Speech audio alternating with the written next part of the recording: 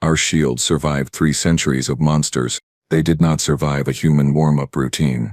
Back, let me tell you about the day I watched a human accidentally destroy 300 years of engineering excellence. And I mean accidentally. Like, genuinely did not mean to do it. That is somehow worse than if they had done it on purpose. My name is Kelvor Then, and I have been the head safety commissioner for the Galactic Combat Championships for the past 42 years. 42 years without a single major incident, mind you. Not one. My record was spotless, gleaming, absolutely perfect. Was. Past tense. Thanks, humans.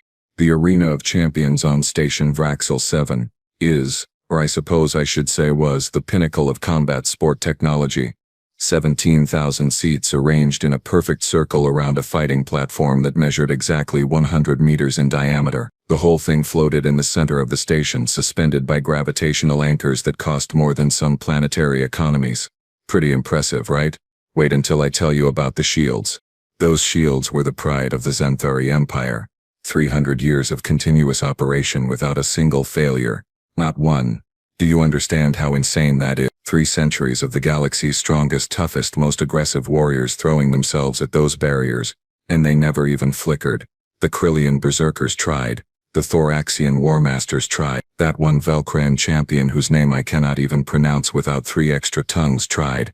Nobody, and I mean nobody, had ever come close to compromising those shields. The technology was based on layered harmonic energy dispersion. Sounds complicated, right? Well, it is. Basically, any kinetic impact gets absorbed and redistributed across a network of 712 interlocking energy nodes. The harder you hit it, the stronger it gets. It is like punching a wall that punches back with exactly the same force you used, but without actually punching you, it just absorbs everything. Genius, really. Absolute genius. Championship day was always spectacular. The arena filled up 3 hours before the matches started. Beings from 400 different species, all crammed in together, buying overpriced snacks and arguing about which fighter would dominate. The energy in the room was always electric. Everyone loved a good fight, and the championship always delivered. This particular day we had 16 competitors from 12 different species. The usual crowd: Xanthari warriors with their crystalline armor, Korvax heavyweights with their forearms and bad attitudes, a couple of Mytharian speedfighters who moved so fast they were basically blurred. Standard stuff, really. I had seen it all before. Managed it all before. Everything was running like clockwork. Then the human arrived. Now I had heard about humans. Everyone had. They were the new species on the block. Just got themselves a seat on the Galactic Council about 15 years prior. Came from some backwater planet called Earth, somewhere in the unfashionable end of the galaxy. They were making waves in trade and diplomacy. Apparently quite clever with negotiations and that sort of thing. But combat sports? Nobody really expected much. The human walked into the competitor prep area, and I am not going to lie, I was underwhelmed. Thoroughly, completely underwhelmed. His name was Vorin Color Webb, which is apparently a very normal human name. Nothing fancy about it. He stood about 1.8 meters tall, which is short by galactic standards. Most of our fighters were at least 2.5 meters, some pushing 3. This guy looked like he would blow over in a stiff breeze. He was not even particularly muscular by the standards I was used to. The Korvax competitors had arms thicker than his entire torso. The Xanthari fighters had natural armor plating that made them look like walking tanks. This human, he wore simple black shorts and a gray shirt with something called Earth Defense Athletics written on it. He had brown hair, brown eyes, and the kind of face that would disappear in a crowd of 3 people. Vorin Collar walked up to the registration desk, smiled, this weird thing humans do where they show their teeth, which is apparently friendly for them but looks mildly threatening to everyone else, and said, "Hi there. Vorin Collar Webb, checking in for the championship bracket." My assistant Prilla, a nice Vexorian with excellent organizational skills, checked her datapad and confirmed his registration. "You are in match 7, Mr. Webb. The prep area is through that door, and your match begins in approximately 90 minutes. Do you have any questions about the rules or safety protocols?" Vorin Collar shook his head. "Nope. I read through everything. Looks straightforward. Just, try to win without getting killed. Standard stuff. Standard stuff." He called the Galactic Combat Championship standard stuff. I should have known right then that something was wrong. Humans, as I would soon learn, have a very different definition of standard than the rest of the galaxy. He walked off toward the prep area, carrying a small bag over his shoulder, looking for all the world like he was heading to some casual recreational activity rather than one of the most prestigious and dangerous sporting events in known space. Several other competitors watched him go, and I saw more than a few of them chuckle or make dismissive gestures. The Korvax champion, a massive brute named Thragor, actually laughed out loud. "That is my competition. That tiny thing. I will break him in 30 seconds. I remember thinking Thragor was probably right. I remember feeling a little bad for the human signing up for something so clearly beyond his capabilities. I remember double-checking that our medical team was prepared for serious injuries.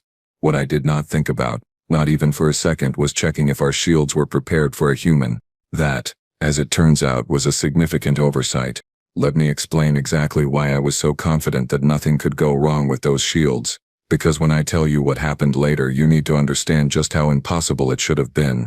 The shield matrix Mark 17 was designed by the greatest minds in Xanthari engineering. We are talking about a species that has been building military-grade defensive technology for 6,000 years. 6,000. They have had a lot of practice. The shields protecting the championship arena were not just good. They were obscenely overpowered for their purpose. Like bringing a warship cannon to hunt small flying insects. Total overkill. Here is how they worked. 712 energy nodes, like I mentioned before, all networked together in a honeycomb pattern. Each node generated its own containment field, and all of them overlapped, so you were not hitting one shield, you were hitting 712 shields at the same time, and each one of those shields could individually withstand impacts up to 50,000 newtons of force. 50,000 newtons per node. Do you know how much force that is? A Korvax champion doing a full power overhead smash, the kind that can crack reinforced durasteel, generates about 30,000 newtons, and that is one of the strongest species in the galaxy. So even if every single node only worked at minimum capacity, the shields could handle almost double what our strongest competitors could dish out. And remember, there were 712 of them working together. But wait, it gets better. The system had built-in redundancy. If any node took damage, the neighboring nodes automatically compensated, redistributing the load across the network. You could theoretically destroy 100 nodes, and the shields would still function at 85% capacity. The engineers who designed this thing were paranoid in the best possible way. We tested these shields every single day, every morning. Before the arena opened, my team ran a full diagnostic. We had automated hammers that struck the barriers with calibrated force.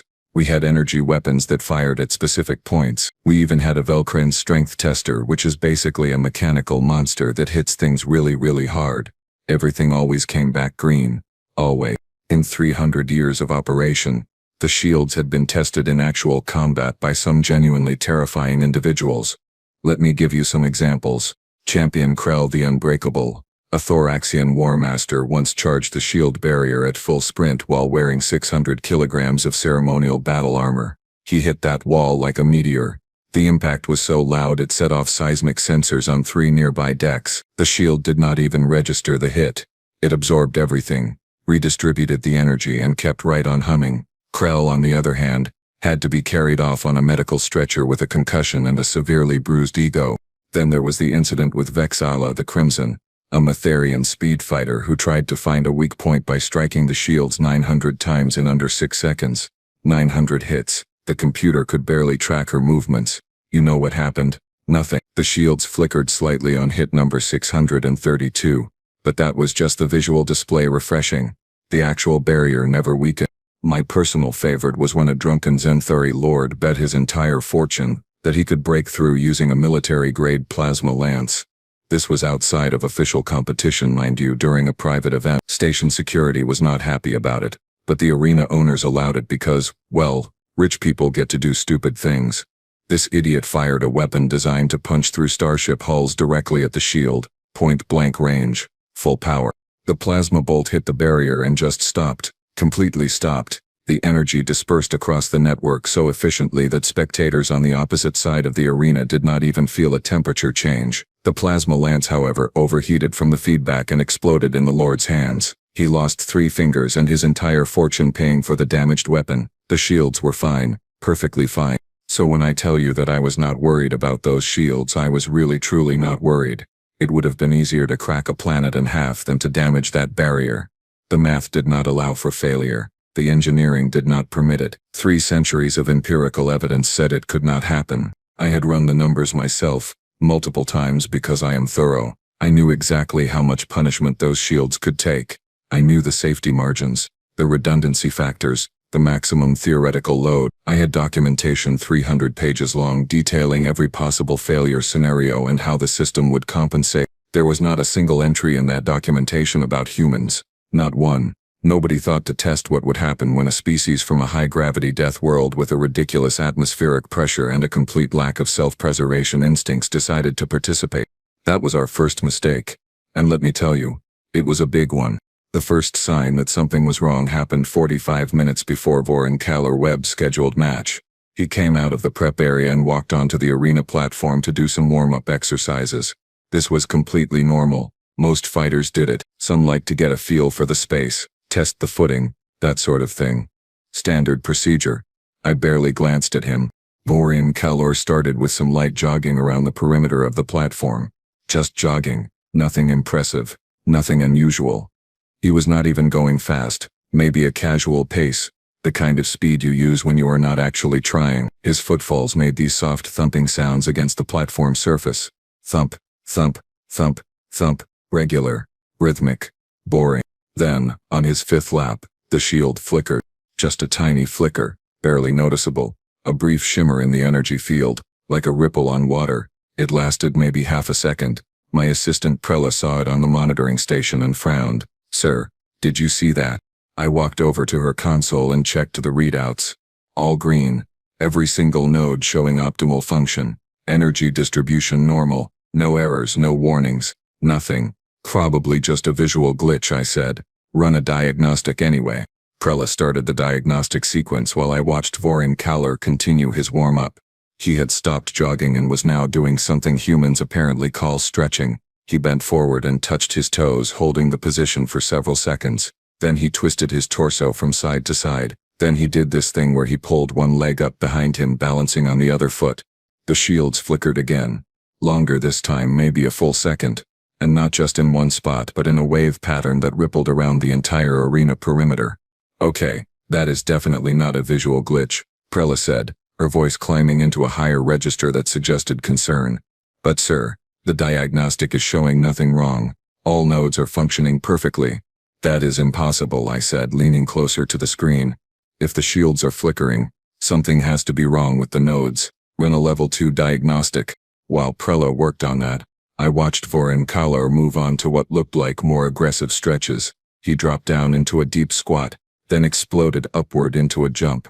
Not a particularly high jump, maybe half a meter off the ground. When he landed, the platform made a much louder sound than his jogging had. Thump. Every shield panel in the arena flickered simultaneously. "What in the 7 hells?" I muttered. Several other spectators who had arrived early noticed it too. They were pointing at the barriers and talking among themselves, clearly confused. Voron Kalor, completely oblivious to the growing technical crisis he was causing, continued his warm-up. He started doing these rapid movements, hopping from foot to foot, throwing a few practice punches at the air. Each movement caused micro-flickers in the shield network. Nothing sustained, nothing that looked dangerous, but definitely something that should not be happening. The level 2 diagnostic came back, still green. Every system optimal. "This makes no sense," Prella said, her 3 eye stalks all focused on different parts of the readout. "The shields are clearly reacting to something, but there is no energy discharge, no kinetic impact on the barriers themselves, no electromagnetic interference. It is like they are flickering for no reason." "Shields do not flicker for no reason," I said, trying to keep my voice calm and failing. "Get me an engineering team down here right now. I want manual checks on the primary nodes." That is when Voron Kalor decided to approach the shield barrier. He walked right up to it, maybe a meter away, and stood there looking at it with his head tilted to one side. He raised one hand slowly, as if he was going to touch it. "Do not touch the barrier," I shouted through the arena communication system. "Competitor, please step away from the shield wall." Voron Kalor looked up toward the control booth, spotted me, and gave me a cheerful wave. Then he completely ignored my instruction and pressed his palm flat against the shield. What happened next will haunt me for the rest of my career. The moment his hand made contact, the entire shield network lit up like someone had dumped a star into it. Every single node activated at maximum capacity simultaneously. The energy readings on Prella's console spiked so high that the monitoring software briefly crashed trying to display numbers it was never designed to show. The barriers went from their normal translucent blue to a blinding white that made everyone in the arena shield their eyes. Then came the sound, a deep resonating hum that I felt in my bones, in my teeth, in my internal organs. It was not loud exactly, but it was penetrating, unavoidable, the kind of sound you experience with your entire body rather than just your ears. Vorin Kellor, standing there with his hand on the barrier, looked mildly surprised. He said, and I could hear him clearly even over the humming because my audio pickups were very good. That is weird. Is it supposed to do that? No, I thought frantically. No, it is absolutely not supposed to do that. Nothing is supposed to do that.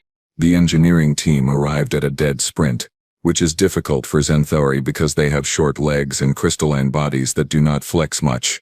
The lead engineer, a veteran named Korvax, took one look at the energy readings and his face plates went pale. Commissioner, then, we need to shut down the shields right now. These readings are impossible. The system is operating at 240% of maximum rated capacity. 240%? I repeated because surely I had misheard. That is impossible. The safety limiters would not allow it. The safety limiters are not engaging, Korvax said, his voice tight with barely controlled panic. It is like the system does not recognize that anything is wrong. But sir, if this continues, we are looking at a catastrophic cascade failure. I activated the emergency communication channel. Competitor Webb, remove your hand from the barrier immediately. Vorin Kellor pulled his hand back, looking confused. Sorry, I was just testing it. Wanted to see how solid it was before the match. You know, get a feel for the boundaries. The moment his hand left the shield, everything returned to normal. The blinding light faded back to translucent blue. The humming stopped. The energy readings dropped back to baseline. Every single monitoring system went back to showing green. Complete. Normal. Function. Korvax and I stared at each other. Then we both looked at Vorin Kellor, who had gone back to doing stretches like nothing had happened. What? I said slowly, is that human made of? Korvax wanted to cancel the match. He stood in my office, his crystalline faceplates actually vibrating with stress, and told me in no uncertain terms that allowing Vorin Kellor Webb to compete was a terrible idea. Commissioner, we do not understand what is happening. That human is somehow interacting with the SHIELD network in ways that should not be physically possible. We need time to study this, run more tests, figure out what is going on. I understood his concern. I really did. But here is the thing about the Galactic Combat Championships. Canceling a match is a massive deal. There were 17,000 spectators already in their seats. The betting pools were closed. The broadcast rights had been sold to 400 networks across the galaxy, and Vorin Kellor Webb had done nothing wrong. He had not attacked the shields, had not tried to damage anything. He had just touched a barrier during warm-up. How was I supposed to explain canceling his match? Sorry everyone, the human is too weird. We need to postpone everything. That would go over fantastically. Plus his actual match opponent was Thrager, the Korvax champion. Thrager outweighed Vorin Kellor by at least 150 kilograms and had 4 arms, each one capable of bench pressing a small transport vehicle. Realistically, the match would be over in under a minute. How much could possibly go wrong in 1 minute? Famous last words. Those. I told Korvax to keep the engineering team on standby and monitor everything closely. If anything looked dangerous, I would stop the match immediately. He was not happy about it, but he agreed. What choice did we have? Match 7 was announced. The crowd cheered. Thrager entered the arena from the east gate, flexing all 4 arms and roaring in that aggressive way Korvax do to intimidate their opponents. He looked absolutely massive under the arena lights, his gray-scaled skin gleaming, his tusks polished to sharp points. The betting odds heavily favored him, something like 97-3. Vorin Kellor entered from the west gate wearing the same gray shirt and black shorts. He waved at the crowd. Some people laughed. A few cheered, probably humans in the audience who wanted to support their species. Thrager looked at him and snorted dismissively.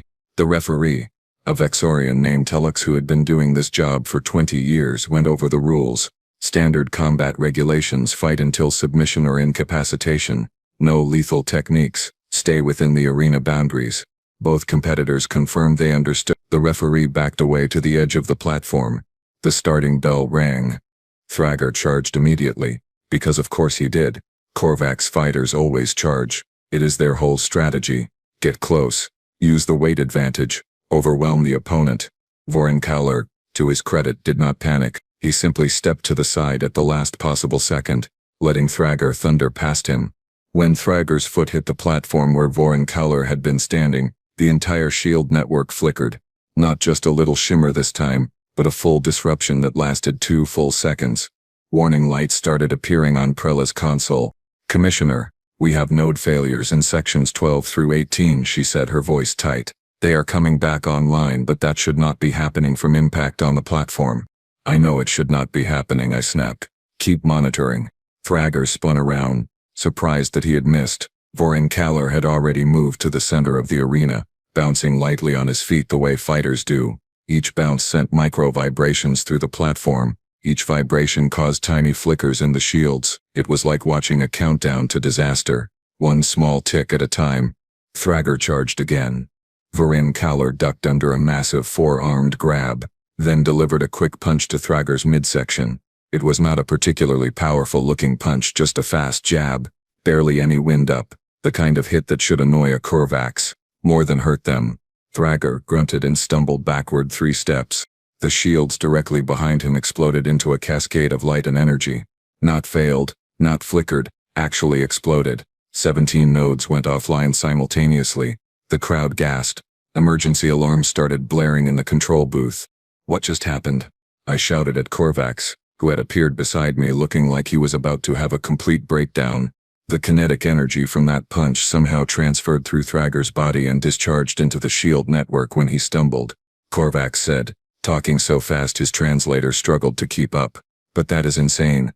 That is not how energy transfer works. The shield should not be able to register kinetic force unless something hits them directly. This is violating about 47 different laws of physics." In the arena, Vorincleor looked concerned. "Hey, are the lights supposed to be doing that?" he called out to the referee. Tillix looked at me desperately. I should have stopped the match right then. I know I should have, but I froze. I could not process what I was seeing. It was too impossible, too absurd. Thrager, angry now, rushed forward with all 4 arms extended. Vorincleor sidestepped again, but this time Thrager anticipated it. One massive arm caught Vorincleor across the chest and sent him flying backward. Vorincleor hit the platform on his back hard. The sound was like a small bomb going off. The impact crater was 3 centimeters deep, which should have been impossible because the platform was made of reinforced composite material rated to withstand starship landing gear. And the shields? The shields went completely insane. A full third of the network, 237 nodes, overloaded at once. The barriers turned a sick orange color and started pulsing erratically. The energy distribution system was trying desperately to compensate, rerouting power to undamaged sections, but it could not keep up. Warning lights covered every screen in the control booth. Vorincleor sat up slowly, rubbing the back of his head. "Ow," he said. "Okay, that actually hurt a little bit." "A little bit."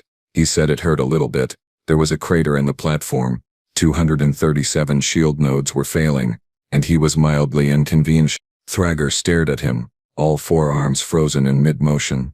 I think it was starting to dawn on the Korvax champion that something was very, very wrong with this situation. Vorincleor stood up, dusted himself off and settled back into a fighting stance. "All right, big guy. My turn."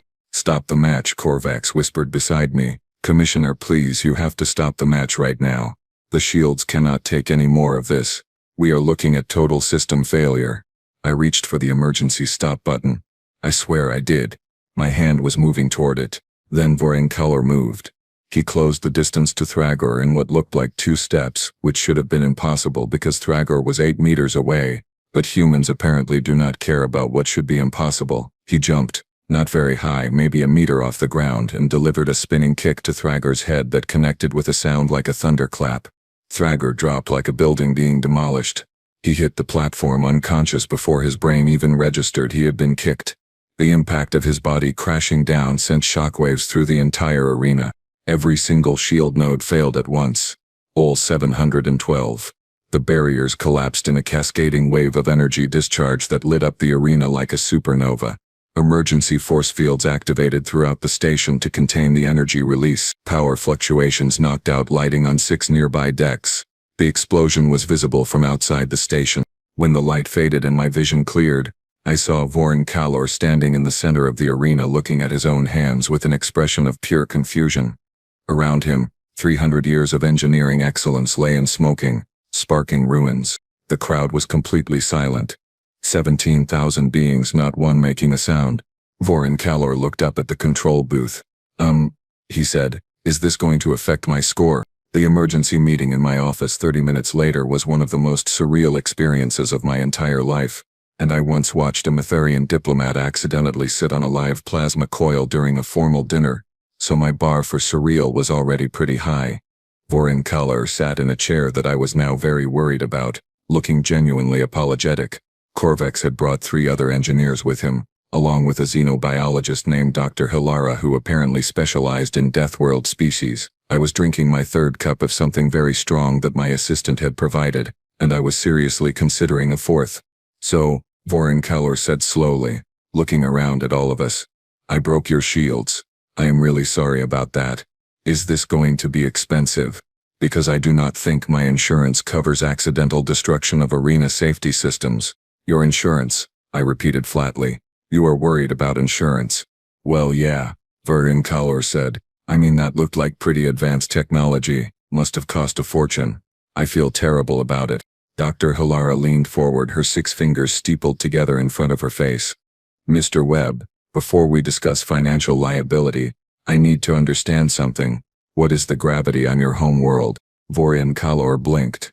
9.8 meters per second squared. Why? The entire room went quiet. Korvax made a choking sound. One of the junior engineers actually dropped the datapad she was holding.